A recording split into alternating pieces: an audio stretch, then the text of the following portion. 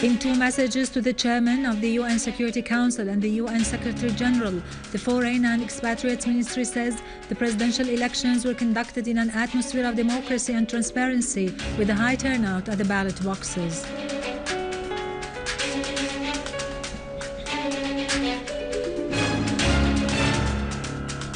A terrorist blast is reported in Homs, and the Syrian Arab Army units continue their operations in Lattakia and Aleppo.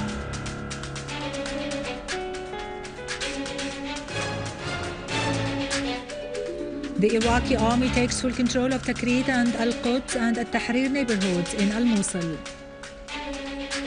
Syria condemns the terrorist attacks in Iraq, stressing support for Iraq's government, army and people in combating terrorism.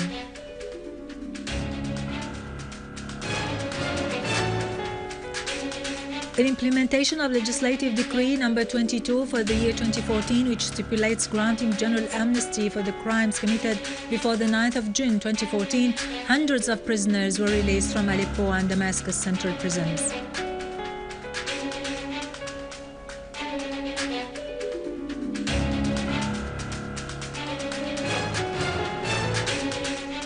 Iran renews its stand in support of Syria against terrorism, calling for a political solution to the crisis.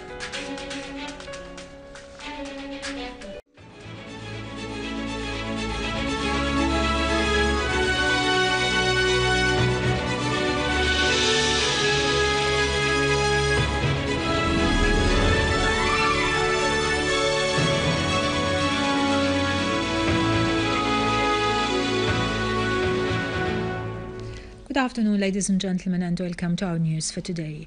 The Foreign and Expatriates Ministry has addressed two messages to the chairman of the UN Security Council and the UN Secretary General on the presidential elections in Syria, pointing out that they were conducted in an atmosphere of democracy and transparency with a high turnout that surpassed all expectation.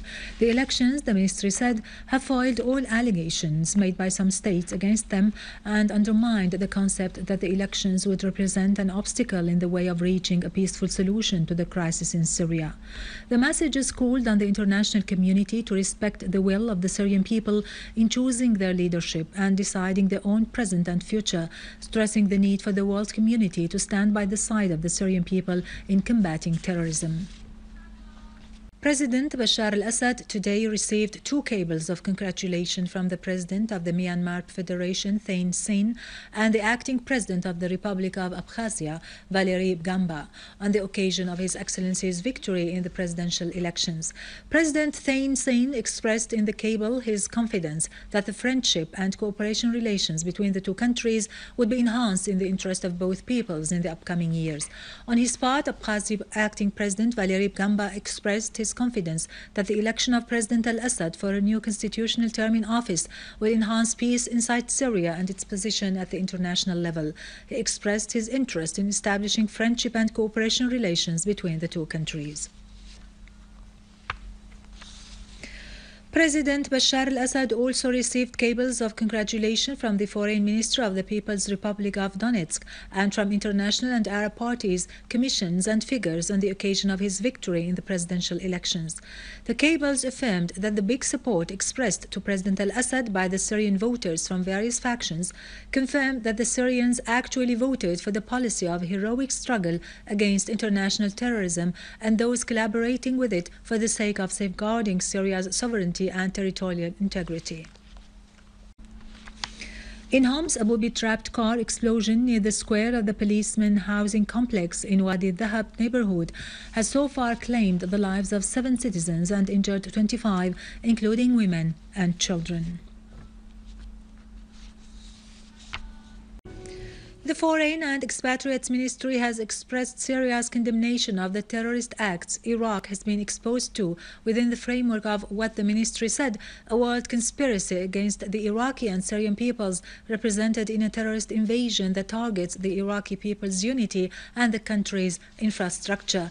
In a statement, the ministry voiced Syria's support for the Iraqi government, army and people in their confrontation of the terrorists, affirming that Iraq is facing the same foreign sides-supported terrorism that Syria is facing, emphasizing its determination to fight the terrorism against it and to continue defending the Syrian people. Syria, the statement added, reiterates its full solidarity with Iraq and its readiness to cooperate with it to confront terrorism.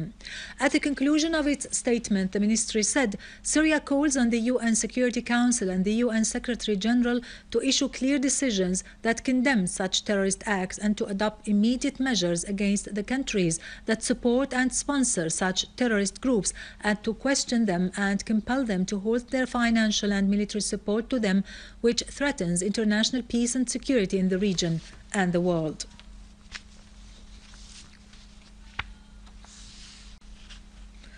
The Islamic State in Iraq and Levant organization had yesterday taken control of the cities of Nineveh and Mosul, causing the deportation of a large number of Iraqi families. The organization also took control of al-Hawija province and 5 other districts in Kirkuk Governorate, triggering a state of utmost alert that was declared by Prime Minister Nouri al-Maliki, who also called on Parliament to announce a state of emergency in the country. Deep concern over the situation has meanwhile been expressed by UN Secretary General Ban Ki-moon.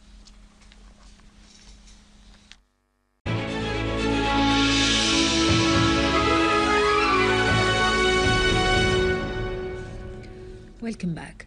In the governorates of Nineveh, Salah ad-Din and Kirkuk, Iraqi troops continue their strikes against the terrorists of the Islamic State in Iraq and the Levant, taking full control of Tikrit and the neighborhoods of Al-Quds and Al-Tahrir in the city of Al-Mosul.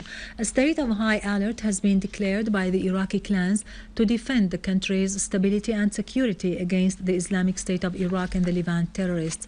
The International Immigration Organization in Iraq has affirmed that more than 500,000 civilians have immigrated from Al-Mosul and the areas surrounding it following the battles that erupted a few days ago and in the wake of the criminal acts perpetrated by the Islamic State of Iraq and the Levant elements against the unarmed civilians.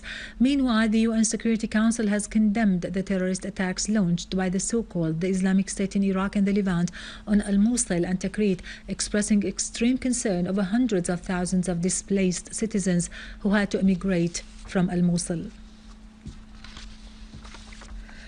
In the meantime, the Iraqi Defense Ministry describes what happened in Al-Mosul and Tikrit as a Turkish Gulf plan supported by the West to destroy Iraq's stability and territorial integrity. Iraqi warplanes shelled terrorist gatherings in Al-Mosul and Tikrit, destroying a convoy consisting of hundreds of cars heading to Baghdad. In implementation of Legislative Decree No. 22 for the year 2014, which allows for granting a general amnesty on crimes committed before the 9th of June 2014, 274 prisoners were released from Damascus Central Prison as a first batch.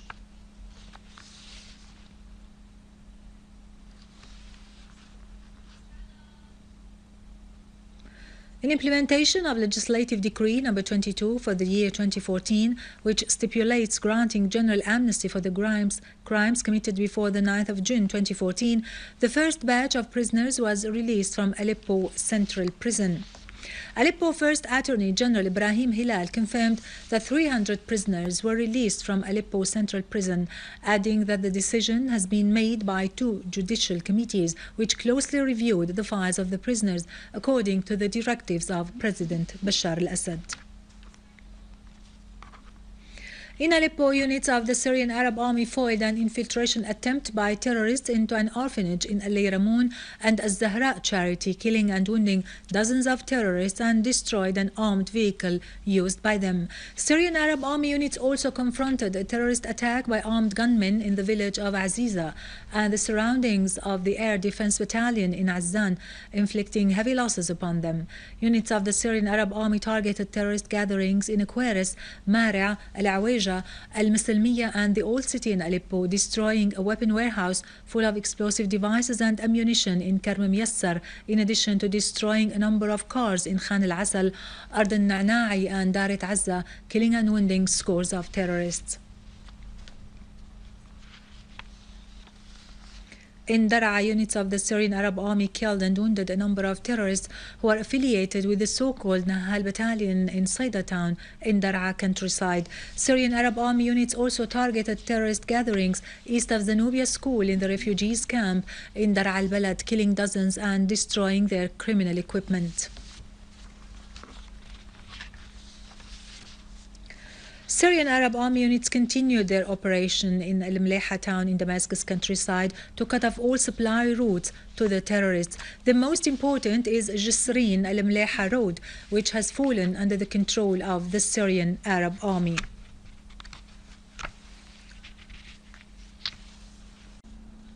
In Aleppo, a unit of the Syrian Arab Army foiled an attempt by armed terrorists to break into the orphanage house in al-Zahra using a booby-trapped armored vehicle, inflicting heavy losses on them. In another development, the terrorist groups tried to infiltrate into some military positions in the area, that units of the Syrian Arab Army intercepts them and foiled their attempts. In Lattakia northern countryside, the Syrian Arab Army took full control of 3 hills in Silnefa, killing a number of terrorists and destroying their criminal equipment. These hills are considered very important in the military strategic sense because they overlook a number of villages in Lattakia northern countryside. The Iranian Foreign Ministry has reiterated Tehran's support for the Iraqi government and people in their confrontation of terrorism, calling for safeguarding the unity of the Iraqi people with all their factions. Iranian Foreign Ministry spokeswoman Mardia Afkham has warned against the repercussions of some states' support for the terrorist groups who contribute to instability in the region, voicing hope security and stability would restore to Iraq. On his part, Iranian Assistant Foreign Minister for Arab and African Affairs Hussein Amir Abdullahian has affirmed Iran's support for Iraq in its battle against terrorism, voicing confidence that the Iraqi armed forces would eliminate the terrorists and takfiris across Iraq. Finally, Russian Foreign Minister Sergei Lavrov stressed the necessity of stopping military operations launched by Kiev authorities southeast of Ukraine and starting a dialogue among all parties. The Russian Foreign Ministry said that Lavrov, during a telephone conversation with his American counterpart John Kerry, pointed out that the government in Kiev should stop all military action and deal with humanitarian issues, in addition to conducting a national dialogue for determining the future of the Ukraine. Earlier, Mr. Lavrov held a press conference in St. Petersburg with his German counterpart Frank-Walter Steinmeier and the Polish Foreign Minister Radoslaw Sikorski, during which he stressed that Russia, Poland and Germany call for an immediate halt of violence in the Ukraine without any preconditions. Iranian Foreign Ministry renewed its support for Syria in the war against terrorism and its stance that encourages a political solution to resolve the crisis. In a weekly press conference, Iran's Foreign Ministry spokeswoman Mardia Afkham asserted Iran's clear stance towards that development of the situation in Syria, emphasizing that the irresponsible support provided by some countries to the armed terrorist groups in Syria has led to the spread of terrorism in the region. Afkham stressed the need for consultation between the Islamic states, who are members of the Islamic Cooperation Organization, in order to find a solution to the problem of terrorism which has plagued the countries in the region, pointing out that Iran has warned against the risk of supporting the terrorist groups, especially as terrorism has no specific or limited place. Finally, in a telephone call with the UN Assistant Secretary General and Deputy Emergency Relief Coordinator Valerie Amos, Iranian Assistant Foreign Minister for Arab and African Affairs Hassan Amir Abdullahian discussed the issue of providing humanitarian assistance to Syria and the necessity of coordination in this respect. Iranian media sources said the telephone call came ahead of the visits scheduled to be paid by Amos to Tehran, with the aim of holding more consultations to coordinate between the two sides in the field of delivering humanitarian assistance to Syria. With this, we end our news for today. Thank you for watching. For more details about Syria and the region, and to view this bulletin again, you can always visit our website in English, syriaonline.sy. Now to latest business and market news with Vani Gunjan, but after a short break.